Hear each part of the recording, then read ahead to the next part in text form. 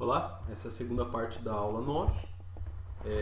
Na aula anterior a gente tratou do movimento de projéteis sem ação de forças dissipativas e agora a gente vai considerar o caso com efeito de resistência do ar. Então esse é o movimento oblíquo que a gente estudou na última videoaula e a trajetória dessa partícula, conforme a gente viu lá no caso onde não existe resistência do ar, nem nenhum outro tipo de resistência, é uma trajetória parabólica, né? Em cada instante de tempo, a posição dessa partícula vai ser dada por um vetor diferente, que é o vetor posição r de t. Esse vetor ele tem componente x e componente y, por se tratar um movimento no plano, e também o sistema de coordenadas a gente está escolhendo aqui de forma convencional, né? X e y, conforme ilustrado. Além disso, esse movimento aqui ele se inicia na origem. Então, no instante inicial, a partícula encontra-se na origem do sistema de coordenadas, quando ela é lançada para cima com uma velocidade inicial v0, que a gente está chamando de v0, a qual pode ser decomposta em coordenadas cartesianas x e y dessa maneira, né? v0x, v0y. Então, eu vou deixar escrito aqui para a gente lembrar quais são as condições iniciais do problema. Só que agora, diferentemente do caso anterior, vai existir uma força extra, porque antes nós estávamos considerando que a força resultante sobre a partícula era somente a força da gravidade, esse termo aqui de menos mg na direção y chapéu. Agora existe também uma força resistiva que é contrária ao vetor velocidade sempre, né, como a gente já viu em alguns exemplos lá atrás, e esse é o formato da força que a gente está analisando. Agora é uma questão de resolver as equações de movimento para x e para y e ver como é que esse problema aqui se comporta. Então vejamos. Usando a segunda lei de Newton, que é o ponto de partida, né, que é a lei que dita a dinâmica do movimento, a gente pode escrever que a força resultante, só decompondo ela em componente x e y para deixar certinho, então eu tenho uma coisa na direção x e tenho tudo isso aqui na direção y. Note que a força-peso ela age só aqui na direção y, né? E igualando isso aqui com massa vezes aceleração, então ó, força resultante é igual a isso tudo, que é igual a massa vezes aceleração, a qual eu já estou escrevendo em componentes x e y também, né? Derivada segunda no x, derivada segunda no y. Isso me dá duas equações de movimento, uma equação para x e uma equação para y. A equação para x é uma equação diferencial ordinária. Eu posso reescrever ela como sendo uma equação diferencial ordinária. Relativamente simples de resolver, né? Porque ela é homogênea e tudo mais. Então eu posso reescrever essa equação que aparece aqui, lembrando que a velocidade em x é a mesma coisa que x ponto, né? Então esse vx aqui vira x ponto. E todas essas outras constantes que aparecem, como m e o b, eu estou chamando de gama. Então só tem um parâmetro gama aqui, que eu vou chamar de zero. Que eu vou colocar na equação para simplificar a notação. Então, como é que a gente resolve essa equação diferencial? Primeira coisa, a gente resolve o polinômio característico dessa equação. As condições iniciais desse problema são as condições iniciais que eu já tinha comentado anteriormente, né? Posição inicial em x é zero, velocidade inicial em x é v0 cosseno θ. Então, aqui a gente tem essas condições iniciais para a variável x. Na direção y, a equação do movimento fica, de um lado eu tenho o termo de aceleração e do outro lado eu tenho as forças, né, que é a força-peso e a força resistiva na direção y. Novamente eu posso reescrever isso aqui como uma equação diferencial ordinária que assume esse formato, muito parecido com a equação do x. Ó. x2 ponto mais gama x ponto, y2 pontos mais gama y ponto. Com a diferença que essa aqui é uma equação homogênea, essa aqui não é uma equação homogênea. A equação no y não é homogênea, tem um termo de menos g ali. Mas é um termo constante, então também não vai representar muita dificuldade para a gente. As condições iniciais a qual a equação y está sujeita é muito parecida com a do x. Né? Então o y0 é a posição inicial, que é zero, e a velocidade inicial na direção y é decomposta com o termo de seno, v0 seno θ. Então vamos resolver cada uma dessas equações diferenciais aqui separadamente. Primeiro, vamos para a equação x. Para resolver essa equação na variável x, eu monto o polinômio característico dessa equação, e esse polinômio característico ele tem esse formato. Né? Então a derivada segunda vira p ao quadrado, a derivada primeira vira p elevado a 1. Esse polinômio de segundo grau, uma das raízes é p igual a zero e a outra raiz vai ser p igual a menos gama. Portanto, a solução geral desse problema, em x, vai ser dado por essa expressão aqui. Aqui, a 1 e a 2 são constantes arbitrárias que a gente coloca para formar a solução geral da equação diferencial. Mas, de posse das condições iniciais, eu devo ser capaz de encontrar quais são essas constantes A1 e A2 que aparecem no meu problema. Como é que eu faço isso? Comparando, né? Então, olha só. Se o x0, colocando t igual a 0 nessa equação, isso aqui fica A1 mais A2, e isso tem que ser igual a 0. Também eu vou precisar da derivada do x. E colocando t igual a 0, isso aqui tem que ser igual a v0 cosseno θ. Fazendo todas essas continhas, que eu vou deixar como tarefa para vocês, a gente deve chegar por fim, que substituindo já os valores de A1 e A2 encontrados, que a solução para a variável x é dada por essa expressão aqui. Note que essa expressão já é bem diferente do caso onde não tinha força resistiva, né? No caso do movimento lançamento de projéteis sem força resistiva, a gente tinha um movimento uniforme na direção x, né? E não tinha nada de exponencial nem nada. Aqui já aparece um termo de exponencial. Muito bem, vamos para a variável y.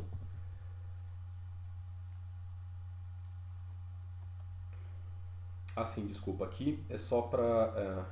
aqui o x, então nós encontramos a função x de t, e se por uma simples derivação, se eu quiser saber como é que a velocidade varia na direção x, é só derivar o x, né? Então isso dá como que a velocidade varia com o tempo na direção x somente.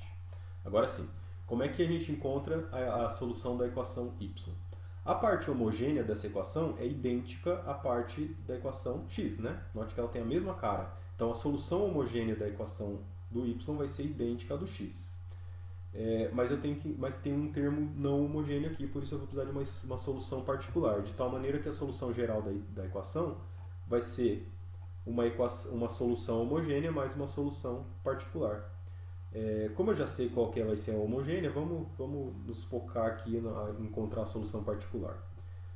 A solução homogênea é a mesma do x, então já vou deixar escrito aqui, só que eu só vou mudar as constantes, né? Lá eu chamei de A1 e A2, aqui eu vou chamar de B1 e B2. A solução particular, bom, isso aqui é um polinômio, a gente pode pensar como sendo um polinômio de grau 1, onde o termo de t é 0, né? Então, a maneira mais simples de resolver essa equação é a gente propor um polinômio de grau 1 com esse formato aqui, ó, como solução particular.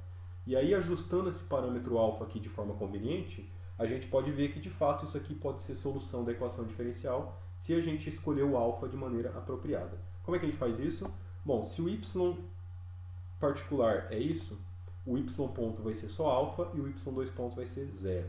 Substitui todo mundo aqui na equação diferencial e aí eu vou chegar na seguinte coisa, que o alfa, esse parâmetro alfa, ele tem que ser igual a menos g dividido por gama. Então, se eu fizer uma solução particular desse jeito, de tal maneira que o alfa seja menos g sobre gama, beleza, isso aqui vai ser uma solução particular, conforme escrito aqui. Então, de forma geral, a solução mais geral da IDO vai ser a soma da homogênea com a particular, vai ter esse formato aqui. Basta agora eu determinar quais são essas constantes, quais são esses coeficientes B1 e B2, para isso eu vou usar as condições iniciais do problema. Então, usando as condições iniciais do problema, e já resolvendo, né, eu devo chegar nesse resultado, que o y de t assume esse formato, essa cara aqui, mostrado para vocês. De novo, essa equação ela é bem diferente do caso onde não tinha resistência do ar. Quando não tinha resistência do ar, na direção y nós tínhamos um movimento uniformemente variado. E essa equação aqui ela é bem diferente do uniformemente variado, né? Uniformemente variado ela tem potências de t ao quadrado. Aqui não tem potência de t ao quadrado, mas tem exponencial de t. Então são expressões bem distintas, tá? Se eu quiser a velocidade na direção y, basta derivar o y de t. Isso aqui dá a componente y, a componente vertical da velocidade. Como é que a velocidade varia na direção vertical, tá? Muito bem. Então nós temos a equação parametrizada da trajetória dessa partícula. Eu sei como é que o x, eu sei encontrar a posição x da partícula em função do parâmetro t, eu sei como encontrar a posição y da partícula em função do parâmetro t. Então a equação aqui está parametrizada e o parâmetro é o tempo. Será que tem como desparametrizar essa equação de modo a obter uma solução do tipo y de x, para a gente saber qual é o formato da trajetória da partícula? A gente pode fazer isso usando um procedimento parecido com o que a gente fez lá no caso onde não tinha resistência do ar. Aqui só vai ficar um pouquinho, as contas vão ficar um pouquinho maiores, mas o procedimento é o mesmo. A gente isola o tempo em uma dessas equações e substitui na outra. Eu vou escolher a primeira porque ela é a mais simples de todas, né? Então, isolando o tempo nessa equação aqui, eu chego nessa expressão. Ó. Aqui tem uma exponencial. Para tirar o tempo de dentro da exponencial, vou ter que usar logaritmo, né? Então eu quero que vocês refaçam essas continhas e observem que o t isolado aqui fica com esse formato. Agora observe que o tempo ele pode ser substituído nessa equação aqui em cima. Então a variável y, que antes dependia do tempo, se eu substituir o tempo por isso tudo aqui, eu vou ter uma nova função que me diz como é que a variável y depende da variável x. E escrevendo essa função, né, por simples substituição aqui, a gente chega nessa expressão. Agora observe que essa expressão ela é diferente daquela que a gente tinha obtido lá na videoaula anterior. Na videoaula anterior a gente estava estudando o movimento de um lançamento oblíquo sem a ação da força de resistência do ar.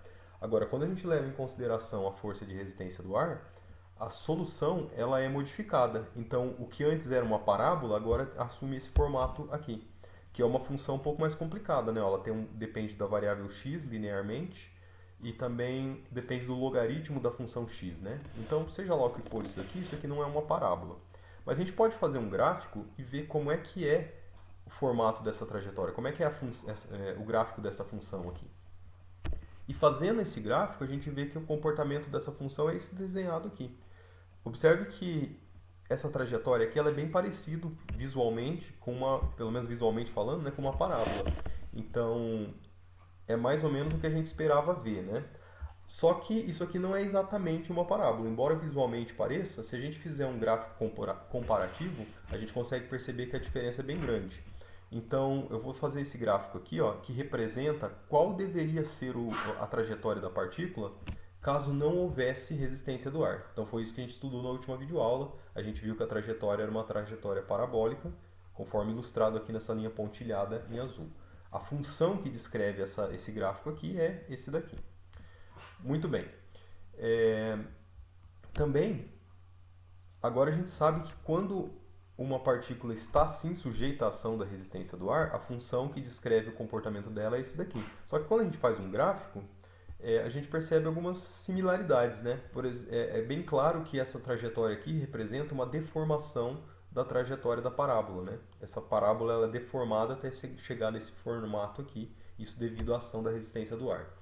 E essa deformação ela provoca alguns efeitos. Algumas coisas a gente consegue tirar logo de cara só analisando esse gráfico. Uma coisa que dá para ver aqui é que o ponto de máximo dessas duas funções eles não coincidem. Então, observe que o caso sem resistência do ar possui um ponto de máximo maior do que o caso com resistência do ar, né? Comparando os dois pontos de máximo dessas duas funções. Isso é mais ou menos o que a gente espera ver, né? Porque se a gente está pensando num movimento com resistência do ar, a gente está pensando num movimento que está sendo continuamente freado.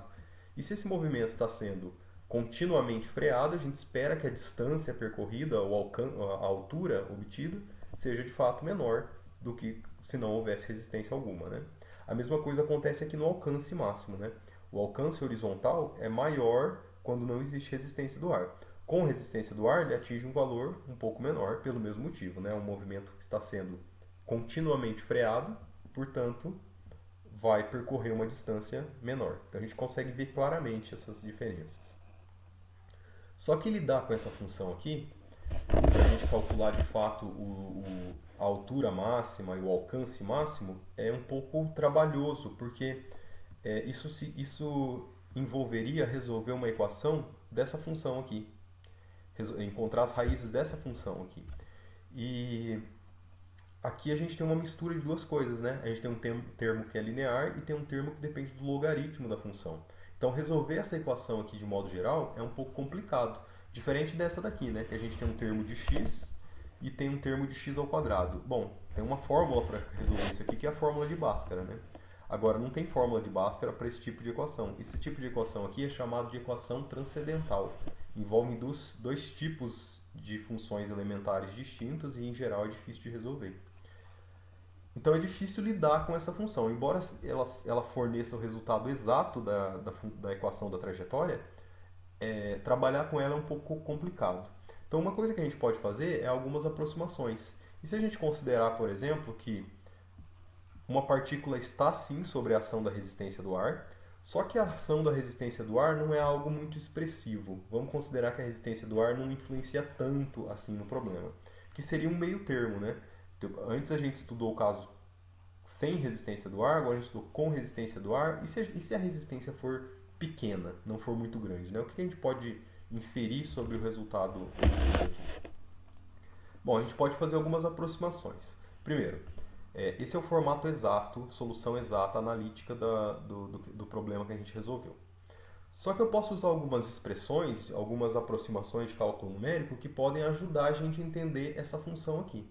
Por exemplo, se a gente expandir a função logaritmo de 1 menos alguma coisa em série de potência, a expansão dessa função aqui assume esse formato. Então, sempre que o epsilon for menor do que 1, a gente pode aproximar esse logaritmo para um polinômio de grau infinito, cuja a sequência segue esse padrão aqui. Agora, o que acontece? Isso aqui vale em geral, desde que o epsilon seja pequenininho, seja menor do que 1. Agora, o que acontece se a gente considerar que esse epsilon ele é um número muito pequeno? É um número positivo, mas ainda assim um número muito pequeno. Se esse número for muito pequeno, potências maiores desse número vão ficando cada vez mais insignificantes, né? Pensa que epsilon é 10 elevado a menos 5.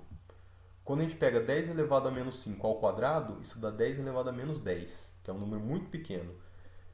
10 elevado a menos 5 elevado ao cubo dá 10 elevado a menos 15, que é um número menor ainda, né? E à medida que as potências vão aumentando, esses termos vão ficando cada vez mais insignificantes.